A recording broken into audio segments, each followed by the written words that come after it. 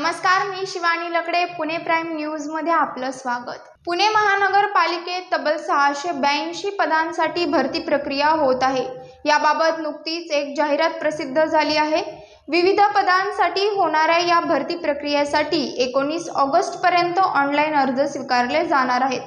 मुदत अत्यल्प असल्याने उमेदवारांना तातडीने अर्ज करावे लागणार आहेत. पुणे महापालिकेत विविध 682 पदांसाठी भरती प्रक्रिया होत आहे.